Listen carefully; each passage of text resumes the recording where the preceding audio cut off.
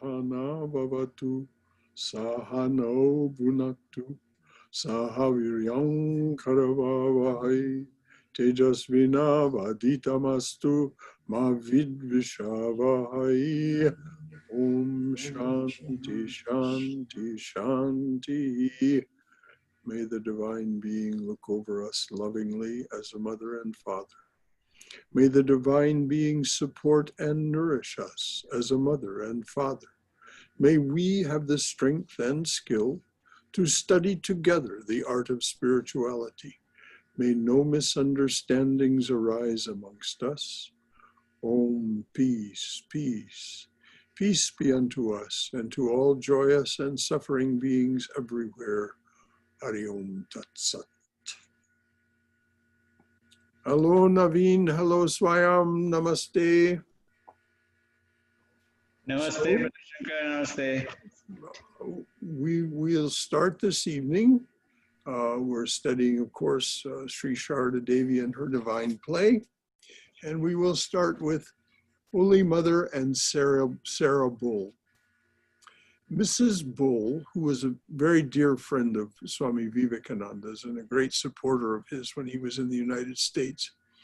Mrs. Bull was a wealthy and generous woman. She helped the Ramakrishna Mission and Nivedita School financially. And in 1907, she began to send 60 rupees per month to Holy Mother. In 1910, when Mrs. Bull was seriously ill in America, Holy Mother was concerned and dictated a letter to her. The letter was written by Nivedita, and Holy Mother signed it with the Bengali word Ma. It is noteworthy that Ramakrishna never wrote any letters, but Holy Mother dictated hundreds of letters to her Indian and Western devotees and disciples. Many of those letters are presented in chapter 27, it says. Here is an excerpt from the letter to Sarah Bull, written on 28 July, 1910. Mother, hearing that you are very ill, I am very anxious about you. I heard from your daughter Nivedita that you are a little better. I am praying to Thakur, the Lord, for your speedy recovery. I have offered on your behalf to the feet of the Master a tulsi and a bell leaf, and 3 evenings sitting before him. I have prayed for you. So, Holy Mother, the Mother of the universe, 3 evenings she spent. And by evening, she doesn't mean half an hour. She means the evening. 3 evenings sitting before Thakur's picture. I have prayed for you. The Mother of the universe praying for Mrs. Bull. Please give her, Miss McLeod, Josephine McLeod, Tontine. Please give her, Miss McLeod, my warm blessings, and do not forget Christine Gristettle, if you see her. And now from our Lord, I am sending you a flower and sandal dust, which I offered to him with worship. So in the letter, she sent a flower and some sandal dust. In other words, the paste, the dust from sandal paste. I am sending you a flower and sandal dust, which I offered to him with worship. My deep love and blessing you will realize. Now, when she says, my deep love and blessing you will realize, it means that something good will happen. Your mother.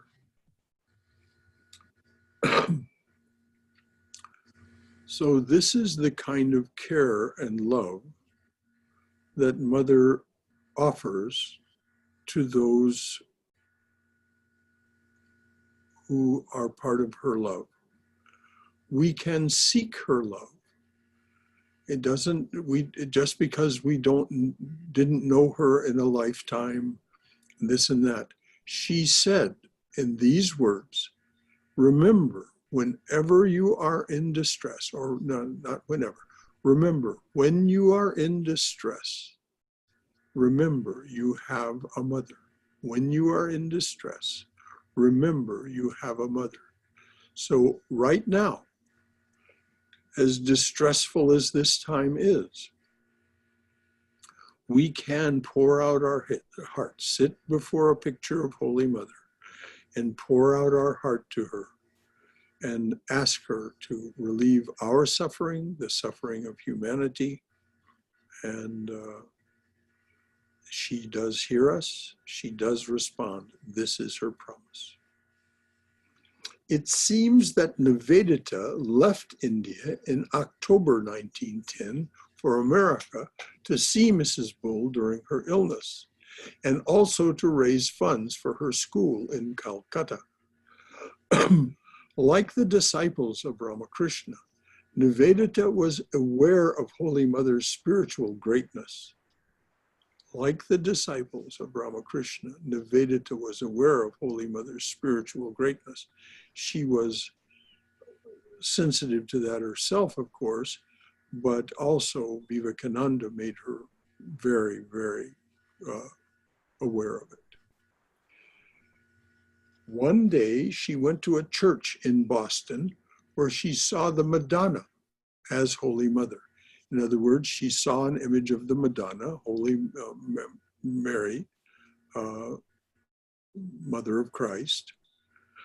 She saw the Madonna. She actually had this vision of that Madonna as Holy Mother. On her return home, she noted down in her diary, went to church, saw Sarada Devi as Madonna. Her presence will sanctify. And she immediately wrote a letter to Holy Mother on 11 December 1910. Beloved Mother, this morning early, I went to church to pray for Sarah Bull. I went to church to pray for Sarah. All the people there were thinking of Mary, the mother of Jesus. And suddenly I thought of you, your dear face, and your loving look, and your white sari and your bracelets. It was all there. And it seemed to me that yours was the presence that was to soothe and bless poor Sarah's sick room. And do you know, I thought I had been very foolish to sit in your room at the evening service to Sri Ramakrishna trying to meditate. Why did I not understand that it was quite enough to be a little child at your dear feet? And this is instruction to us, my dears. If we just sit with a picture of Mother, we don't need to meditate on her. We just need to be as a little child in her presence. Just pour out your heart to her as you would to your own birth mother, but even more profoundly. There's nothing that you need to hold back, nothing that you need to shade or everything can be brought fully forward, knowing that she knows your heart and your thoughts in any way.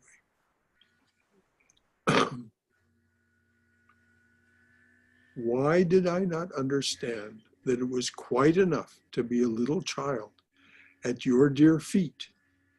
Dear Mother, you are full of love, and it is not flushed and violent love like ours and like the world's, but a gentle peace that brings good to everyone and wishes ill to none. And again, this is something for us to take very seriously. In the Devi Mahatmyam, in the hymns in the Chandi, it's quite clear that Mother is the mother of all. Every human being, every being in the universe. So it brings good to everyone and wishes ill to none. It is a golden radiance, full of play. What a blessed Sunday that was a few months ago when I ran into you, the last thing before I went to Ganges, and ran back to you for a moment as soon as I came back from the Ganges. I felt such a wonderful freedom in the blessing you gave me and in your welcome home. Dearest Mother, I wish I could send you a wonderful hymn or a prayer. Holy Mother liked to hear Nivedita sing and pray prayers in English. She would often ask her. For example, she and one of the other female devotees, maybe Josephine MacLeod, I don't remember which one it was. One time they acted out, at Mother's request, the Western wedding ceremony, the vows and so on. And they did the whole thing. It was as if the two women were being married. So they exchanged vows and everything. And Mother was so pleased. She said, dharmi words, words of righteousness. She was so loving and approving. So this is what Nivedita means when she says, dearest Mother, I wish I could send you a wonderful hymn or a prayer. But somehow even that would seem too loud, too full of noise. Surely you are the most wonderful thing of God, Sri Ramakrishna's own chalice of his love for the world. Oh, let us hear those words. Surely you are the most wonderful thing of God, Sri Ramakrishna's own chalice of his love for the world, a token left with his children in these lonely days, and we should be very still and quiet before you. But that doesn't mean you don't pour out your heart to her. You pour out your heart, but in the stillness, in the quietness of your thoughts. Surely you are the most wonderful thing of God, Sri Ramakrishna's own chalice of his love for you, of his love for the world. Sri Ramakrishna's own chalice of his love for the world, a token left with his children in these lonely days, and we should be very still and quiet before you, except indeed for a little fun. Surely the wonderful things of God are all quiet, stealing unnoticed into our lives, the air and the sunlight and the sweetness of gardens and of the Ganges. These are the silent things that are like you. Do send to poor Sister Sarah the mantle of your peace. Isn't your thought now and then of the high calm that neither loves nor hates? Isn't that the sweet benediction that trembles in God like the dewdrop on the lotus leaf and touches not the world? Isn't your thought now and then, speaking of Holy Mother, isn't your thought now and then of the high calm that is above all duality? This is what she's saying, of the high calm that neither loves nor hates. Isn't that the sweet benediction that trembles in God like the dewdrop on the lotus leaf and touches not the world? Ever, my darling Mother, your foolish cookie, which was Mother's affectionate term for her. Ever, my darling there is Mother. a footnote. Yes? There is a footnote about cookie. Yes? Cookie, literally a little girl, an endearing term that Holy Mother used for Nivedita. Mm-hmm. And when she started using that term, it just, Swami Vivekananda's, when Holy Mother started using that term for her while Vivekananda was still alive, Vivekananda was just over the moon with joy that Mother took her as her little girl that way. Ever, my darling mother, your foolish cookie, Nivedita. The thing for us to keep in mind is that we too, each of us, can have this relationship with the mother. She is available to each and every one of us. Love, who art partial to none, we are equal before thy sight. That's what it says in Breaker of This World's Chain, the evening hymn. Love, who art partial to none, we are equal before thy sight. So each of us can have that profoundly reassuring, sweet, and loving relationship with the mother. Talk to her picture. Whether you do it openly, if you have one in your room and you can just speak to her openly as you would speak to her as if she was sitting there, wonderful. If because of your situation, you have to do it just in your thoughts, well, that's fine too. But just speak with her. You will find that a relationship develops. So you will feel it. You will feel it. So now we're going to hear, so we had heard about the relationship between Mother and Sarah Bull. Now we're going to hear about Holy Mother and Sister Nivedita. Holy Mother's relationship with Nivedita was sweet and touching, yet awe-inspiring. From the very beginning, Nivedita occupied a special place in Holy Mother's heart. During Nivedita's first visit to Holy Mother, Swamiji was a bit apprehensive. Holy Mother had been born and brought up in an Orthodox Brahmin family in a village. She was not familiar with Western etiquette, and she did not know English. How would she receive his Western disciples?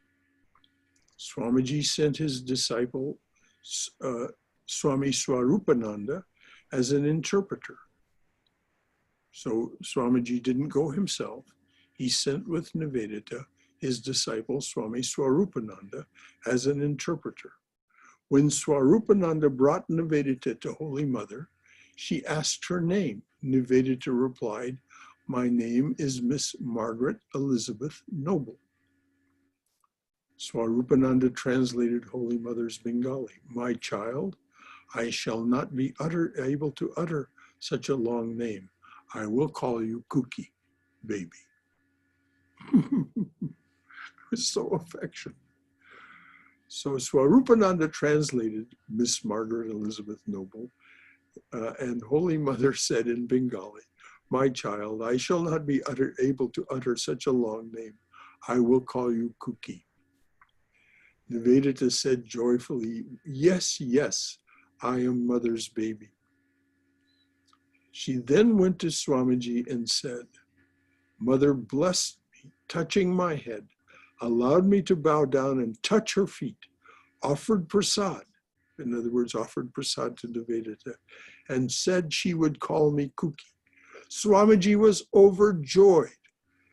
Nivedita began to learn Bengali from Swarupananda so that she could speak with Holy Mother directly.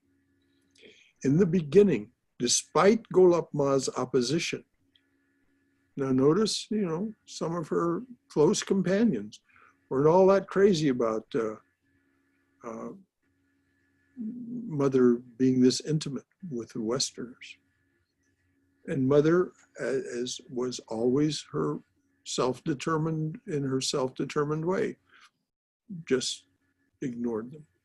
In the beginning, despite Golap Ma's opposition, Holy Mother kept Nivedita in her residence at 10/2 Goshpara Lane so that she could teach Nivedita Hindu manners and customs. Isn't that sweet? She wanted to make Nivedita, she of course knew Nivedita's mission. She wanted to make her acceptable in the society of Calcutta. She knew that she was going to start this school. She knew that she would have to be careful in her relationships with these women whose daughters were going to come to her. So she kept her with her so that she could teach Nivedita Hindu manners and customs. She ate her meals with Nivedita. Now, I've remarked on this before. This was revolutionary. She ate her meals with Nivedita and encouraged her activities for women's education. At Swami Vivekananda's request, Nivedita moved to 16. Now, Vivekananda knew that if this relationship of Nivedita staying with Mother long, that would damage Mother's reputation. So at Swami Vivekananda's request, Nivedita moved to 16 Bushwara Lane and started a school for girls. On 13 November 1898, Holy Mother inaugurated the school. Oh, can you imagine? The Mother of the Universe giving her personal blessing to this school as it is launched. On 13 November 1898, Holy Mother inaugurated the school, saying, "May the Divine Mother of the Universe bless this school. May the Divine Mother of the Universe bless this school. May the girls trained here be ideals for society." And so it transpired. So it did happen.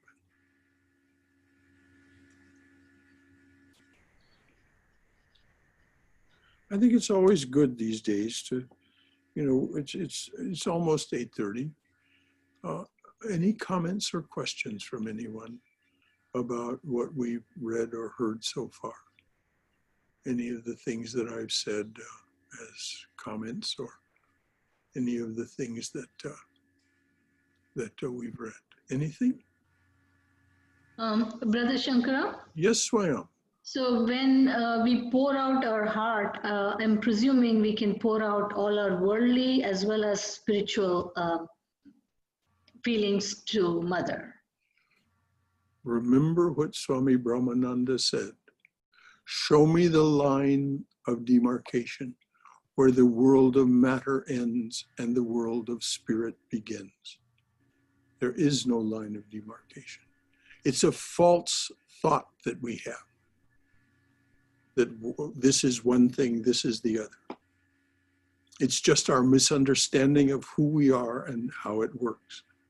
There is no line of demarcation. So the answer to your question is abundantly yes.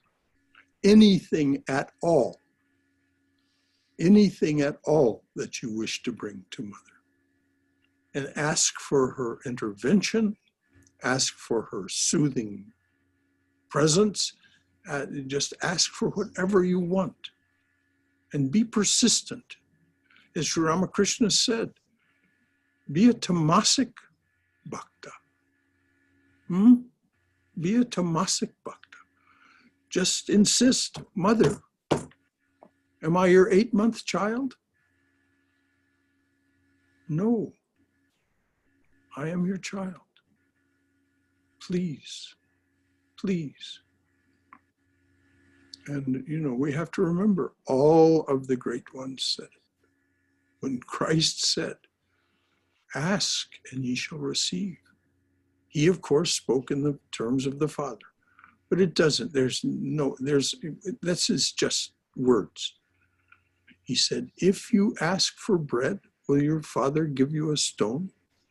If you ask for a fish, will he give you a serpent? No. This is not like the Kalpataru. This is not the wish-fulfilling tree. This is a relationship. This is a relationship with the Divine Mother of the universe. And she is forthcoming. This is not just a thought, dear. It's an experience. not just mine, but many. It doesn't mean we'll never suffer. It doesn't mean there won't be suffering, but we see it differently. We understand that if the suffering is there, there is a reason, and we then pray to come to understand the reason for the suffering. So yes, anything. Thank you, Brother Shankara. There is no line of demarcation. There is no line of demarcation. Anyone else? Yes, Brother Shankara. Yes, I Sean. think Holy Mother was quite comfortable with Western women devotees.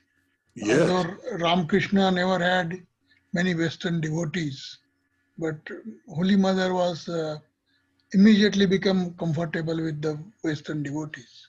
Yes. These are all her children, as she said. These are all my children. Even the dacoits were her children. They would come to her in Jairambati, the dacoits that were her disciples, that were her followers. And others would run away. Ah, these terrible people have come. How can you deal with them? How can you? And she would serve them. She would serve them exactly in the same way that she would serve Swami Charadananda when he came, or Swami Premananda, or Swami Yogananda. She served them, those dacoits, in exactly the same way. And when she was approached about it, reproached about it, scolded for it, she said, no, no, these two are my children.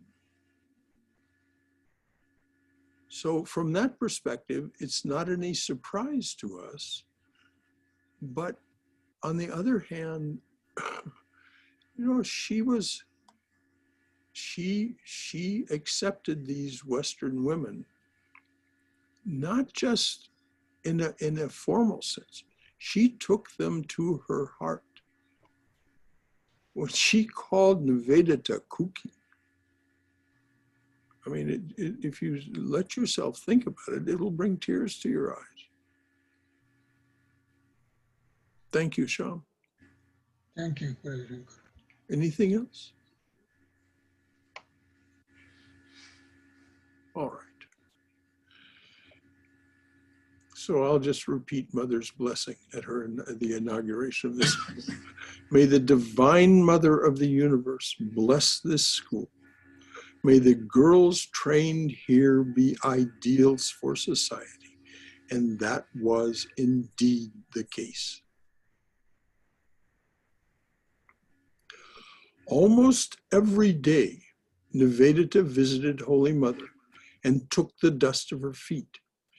Every Sunday, she cleaned Holy Mother's room, dusting the bed, sweeping the floor, and polishing the glass panes in the doors and windows. Now, this was Holy Mother's place in Calcutta. Nivedita had taken on this work as her own duty.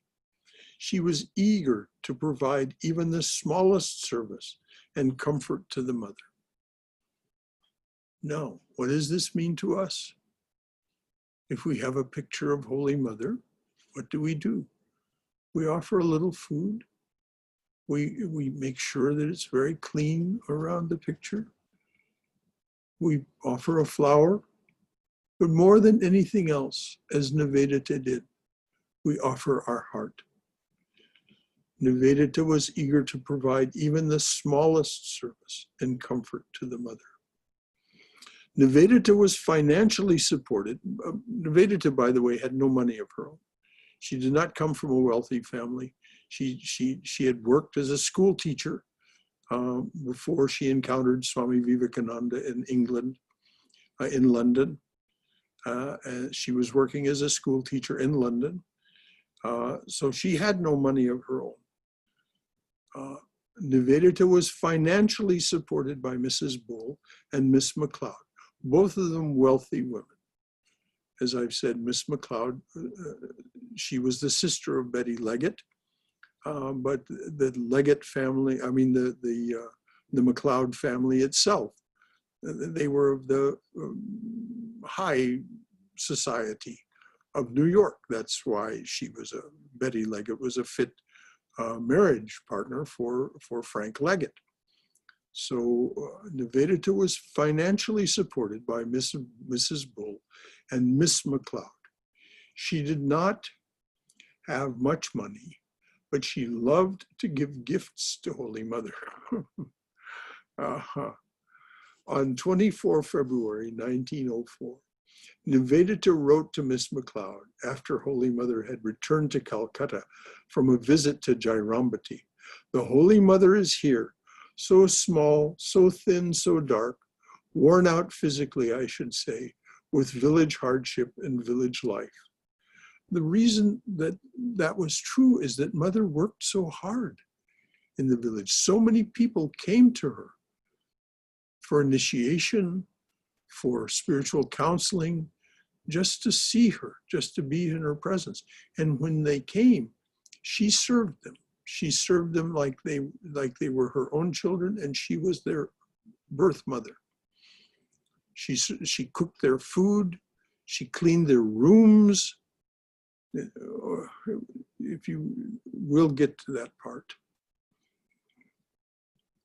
So thin, so dark, worn out physically, I should say, with village hardship and village life. But the same clear mind, the same stateliness, the same womanhood as before. And when Nivedita said womanhood, oh, the dignity, the glory. This is what's meant when it's said in the Chandi, all scriptures and I'll just say all scriptures are your aspects, O Devi.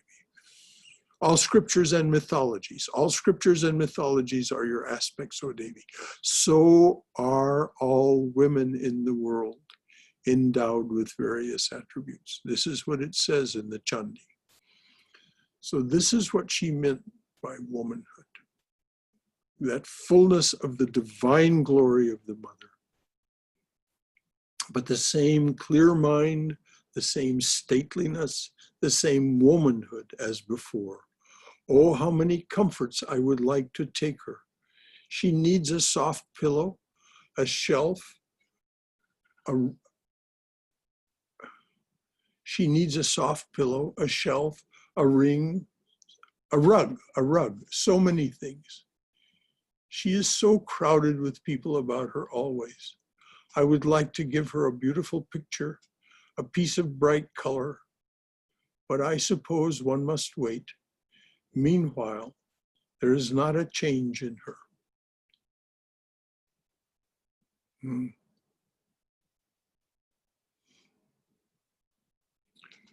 Sarala, later Pravrajika Bharati Prana. This was a girl. Sarala, later Pravrajika Bharati Prana. This is when the Sarada Mat was formed. She became a nun, Pravrajika.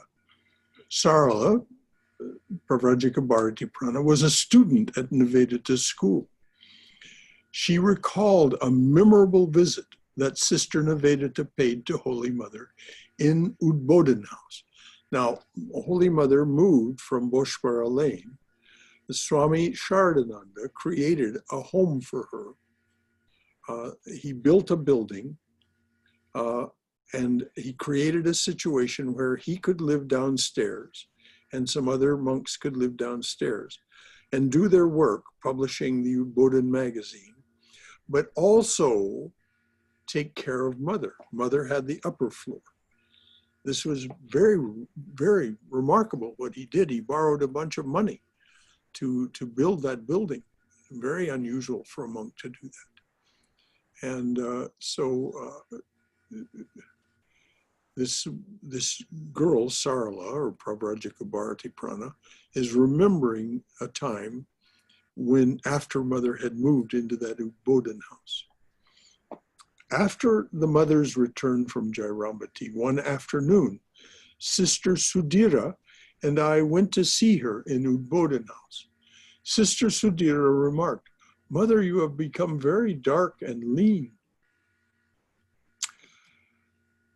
Mother responding, "Our village is in open fields, you know," the mother replied. "And so the complexion becomes dark. In addition, I had to work hard there." I told you what was meant by that.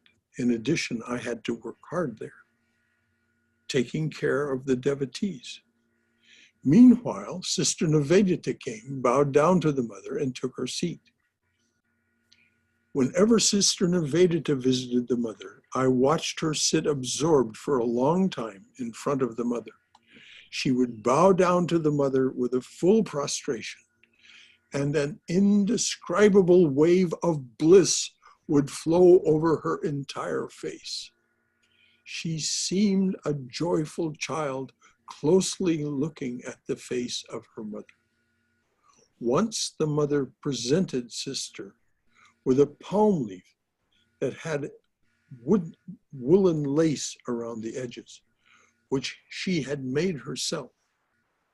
Mother had made this piece of craft, artwork. Once the mother presented Sister with a palm leaf that had woolen lace around the edge, which she had made herself. Receiving that fan, Sister Nivedita came, bowed down to the mother, and took her seat. No, I'm sorry. She received that fan from the mother's hand. Receiving that fan from the mother's hand, she was beside herself and exclaimed, "This fan has been made by Mata Devi, and she has given it to me." This she repeated again and again, and touched that fan to her head and chest. And to those who were present there, Sister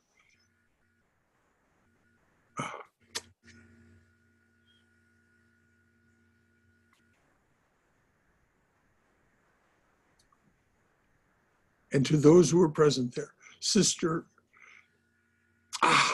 touched that fan to their heads, including myself. This is still this Sarada speaking.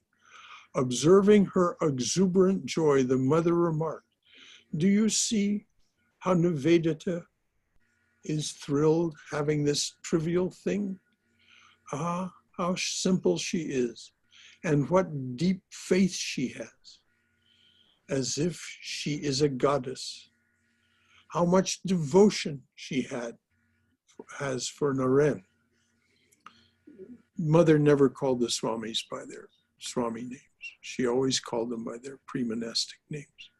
So Naren means Swami Vivekananda. How much devotion she has for Naren. Because he was born in this country, she has left her home and family and come to do his work with her heart and soul. What devotion to the Guru, and what love for this country. And if you read Nivedita's works, she has quite a volume of works, quite a collection of works, several volumes. You can read them. And Swami Bodhananda, when he was here one time, remarked, Swami Bodhananda from the Sambodh Foundation, if you remember him, he remarked, if you want to understand Vivekananda, you should read Nivedita, which means that much of what she communicates there is the deep truth about Vivekananda and his love for India, his love for Sri Ramakrishna and Holy Mother, and so on. One day Nivedita told us that Holy Mother would visit our school and we should enjoy the festive occasion. She was anxiously running to and fro like a little girl. Holy Mother's carriage arrived in the afternoon instead of morning. So she was expected in the morning. She didn't come until the afternoon. Holy Mother's carriage arrived in the afternoon instead of morning. Radu, the Holy Mother's niece, Golapma, and others were with her. As soon as she got down from the carriage, Nivedita prostrated to her and led her to the prayer hall. She gave us flowers to offer at Holy Mother's feet. The mother asked the girls to sing a little. They did so and recited a poem composed by the poet Sarabala Sarkar. Is that right? Saralabala.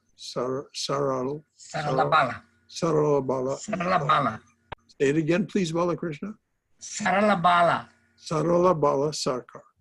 Holy Mother listened to it and appreciated the poem. Then she took a little sweet and asked Nivedita to distribute the prasad to us. Afterwards, Nivedita took the mother around and showed her the whole house and the handicrafts of the girls. The mother was very pleased and remarked, "The girls have learned well." Later, Nivedita took the mother to her own room for a rest. It was due to her acquaintance with Holy Mother that Nivedita developed an exalted opinion of Indian womanhood. One day, by the by, Sharat Maharaj, Swami Chetanananda, Sharat Maharaj said, "After all, our women are ignorant and unlettered." Nivedita interrupted him immediately. Notice how Nivedita was bold.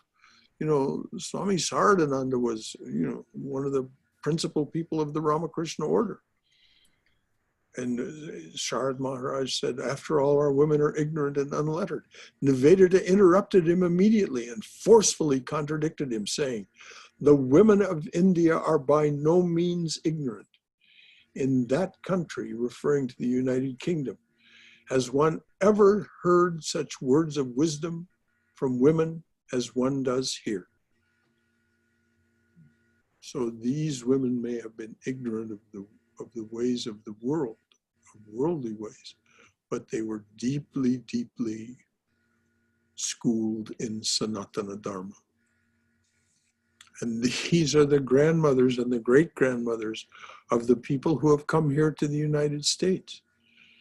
And every one of the devotees that I speak to that comes here speaks so lovingly of their grandmothers and how profoundly they practiced Sanatana Dharma.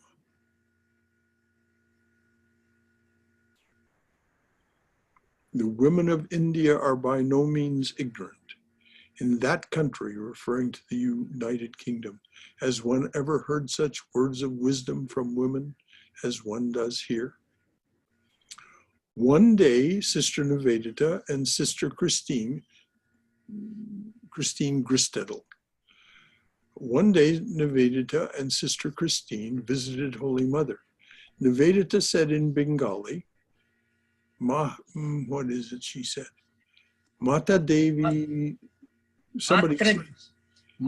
Matri Devi, Apni Han Amadigar Kali.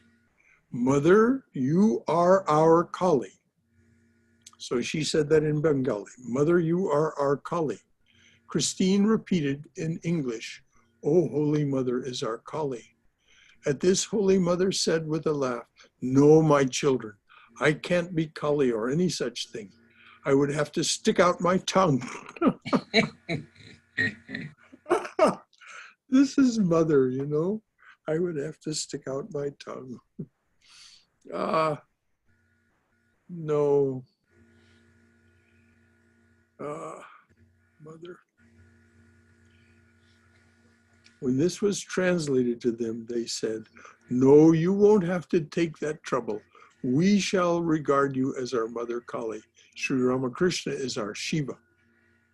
Holy Mother said with a smile, "Well, that might be all right." When she wouldn't, Mother would not have said that if it weren't all right. We shall regard you as our Mother Kali. Sri Ramakrishna is our Shiva. Holy Mother said with a smile, Well, that might be all right. Then they left after taking the dust of her feet. A disciple expressed his wonder to Holy Mother when he saw people coming from the Western countries to see her. Holy Mother responded, "The Master once said, in an ecstatic mood, in the course of time I will be worshipped in many homes. Innumerable indeed will be my devotees." And that now is the case. That now is the case. Nivedita once said to me, "Mother, we were Hindus in our previous births. We were born in the West so that the Master's message may be spread there." Now,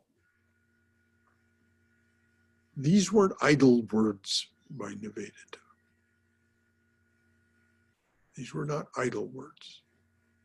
This was born of knowledge, whether she of her own knowledge or whether Vivekananda told her, "Mother, we were Hindus in our previous births. We are born in the West so that the Master's message may spread there." In 1900, when Nivedita went to America to collect funds for her school, Holy Mother dictated a letter to her that Charadananda translated into English. Here is an excerpt from that letter. "My dear love to you, baby daughter Nivedita, I am so glad to learn you have prayed to the Lord for my eternal peace. You are a manifestation of the ever blissful Mother.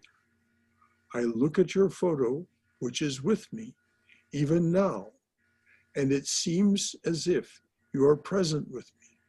I long for the day and the year when you shall return. May the prayers you have uttered for me, may the prayers you have uttered from me from the heart of your pure virgin soul be answered. I am well and happy." And this was 20 years before her death, 1900. "I am well and happy. I always pray to the Lord that he might help you in your noble efforts and keep you strong and happy. I pray too for your quick return. May he fulfill your desires about the women's home in India, and may that would-be home fulfill its mission in teaching true Dharma to all. He, the breath of the universe, is singing his own praise. And you are hearing that eternal song. Let's hear these words deeply. He, Sri Ramakrishna, he, the breath of the universe, is singing his own praise. And you are hearing that eternal song through the things that will come to an end. The trees, the birds, the hills, and all are singing praises to the Lord. The banyan of Dakshineswar, the banyan, that great tree that was in the Panchavati, the banyan of Dakshineswar sings of Kali, to be sure, and blessed is he who has ears to hear it. My dear love to you and blessings and prayers for your spiritual growth. You are doing excellent work indeed. But do not forget your Bengali, else I will not be able to understand you when you come back. It gave me such delight to learn that you are speaking of Dhruva, Savitri, Sita, Rama, and so on there in the United States. It gave me such delight to learn that you are speaking of Dhruva, Savitri, Sita, Rama, and so on there.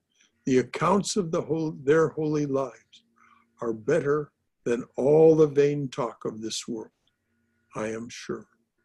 Oh, how beautiful are the name and doings of the Lord, your mother.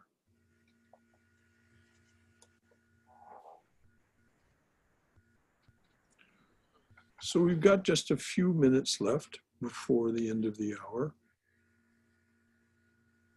Anything more in the way of thoughts, comments, conversation? Remember, this is where we practice the art of spirituality together.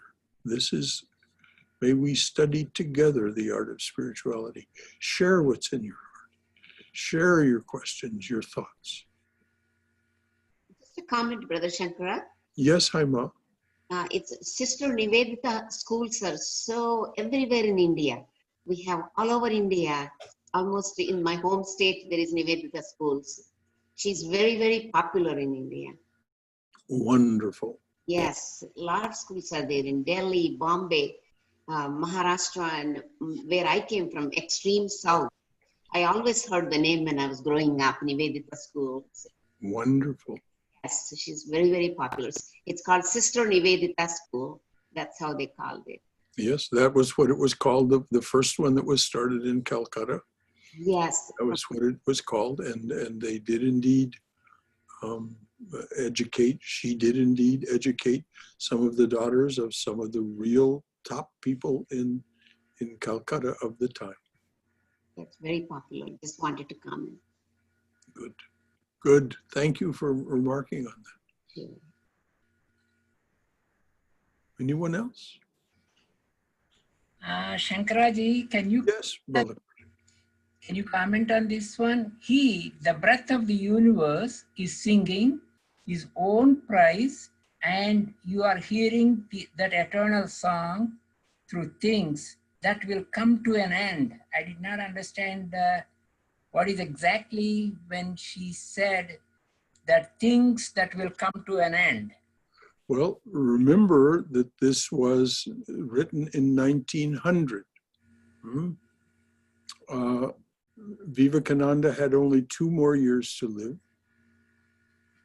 Nivedita herself did not live so very much longer. I've forgotten now the year that she left. 1911, 1912, something like that. It wasn't so very much longer that she lived. So this is how I understand this, Balakrishna. Those things that, so many of the Ramakrishna order monks that were,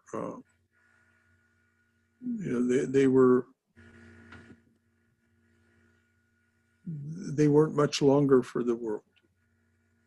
So many of the direct disciples, Yogananda,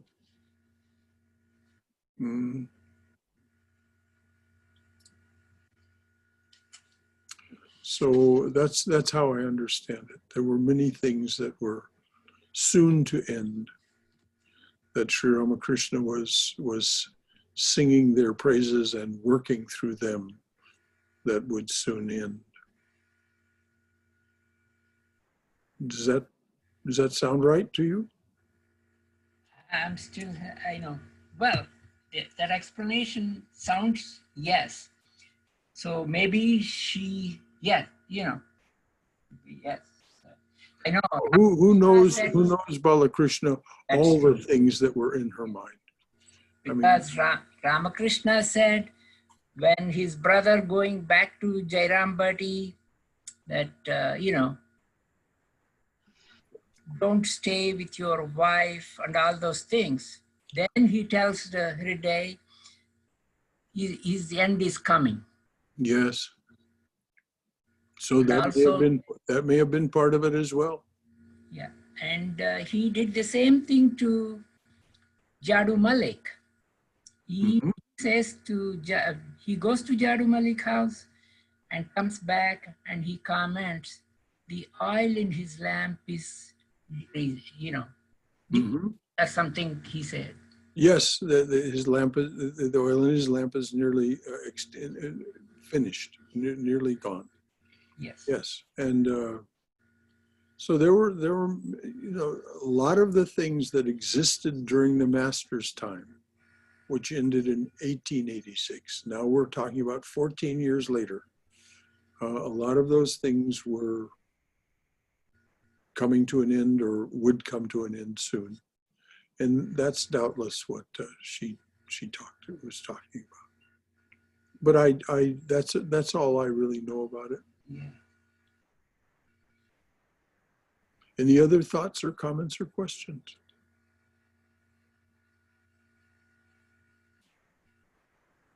Namaste, Brother Shankara. Hello there, Shailesh. Good to see you. Yeah, that comment which was made by Sister Nivedita about we were Hindus in the past life, Yes. and we were born as now we are to. It may be opposite also, and I think there is some thought process. I have talked to some people. This crisscross, like there may be some Indians who may have been born as Christians, and Oh, well, there was two of someone the who came masters, across. So this happens all the time. two of the Very masters interesting comment. were disciples of Christ. Yes. Yes, I think you're absolutely right, Shailesh. Yeah. But I think Nivedita was underlining the fact that those who were rooted in Sanatana Dharma were born in the West in order to help the Master's message spread there. But you're absolutely right. It does go both ways. And both Sharadananda and Ramakrishnananda were said to be disciples of Christ. Oh yeah, that's right. Correct. I forgot about that. Yeah. Yeah. Very interesting. Well said. Good. Yeah. It's not a one-way street. Anything else from anyone?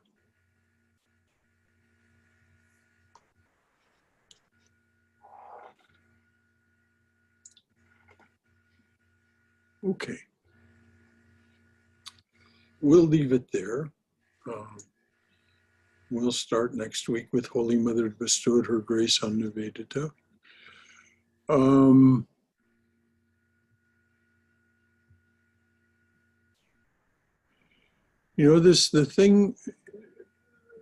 The relationship between Nivedita and Swamiji was very sweet also, very sweet. It was not an ordinary relationship of any kind. You can think of her in a sense as Swamiji's beloved companion, as Mary Magdalene was Christ's beloved companion. And so this is foundational in thinking about Nivedita and how she was able to be so strong and so bold. And she was bold. Oh my, was she bold. Some of the things, if you read some of her speeches that she gave about Indian independence and the end of the Raj, it's a wonder she didn't end up in jail. She may have if she had lived much longer. So we'll leave it at that until next week. Oh.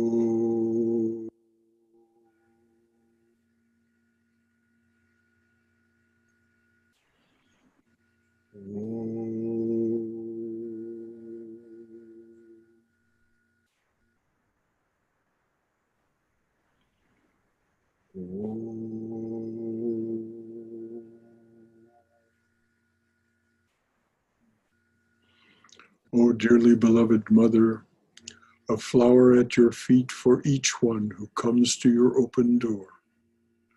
A flower at your feet for each one who stands by your open door and says, "Come to me, come to me," offering to break this world's chain that binds us down to ignorance, suffering, and death. A flower at your feet for each one who takes the path that you have struck through this, your jungle world. Om Shanti, Shanti, Shanti. Peace, peace, peace be unto us and to all joyous and suffering beings everywhere. Amen. So, dear ones, until tomorrow night, if you are able to come. Shankaraji, this is the picture of Mother with Sister Nivedita. Hold it up a little higher. We can't see it. Yes. Yes, yes, yes. Hold it a little further to your left. Move the picture. No, to your right then. To move it. No. Other way. We're looking at text. To move it up and now up. Now up. There's that picture of Holy Mother. Notice that she's not veiled with Nivedita. Thank you, Balakrishna. That's very sweet. So until tomorrow night, for those of you who can make it, tomorrow night, of course, we'll take up the Gita. Thank you, Brother Shankara. Thanks, everyone. Thank you, Brother Shankara. Good night. Good night, everybody. All right, good night, Night. Jai Thank Shri. you. Right. Good night, everybody. Jai Shri Guru Maharaj Ji ki Jai. Durga, Durga, Durga. Go in Mother's loving and protective embrace. May you be safe and may you be healthy and cheerful in this dreadful time. Good night. Good night.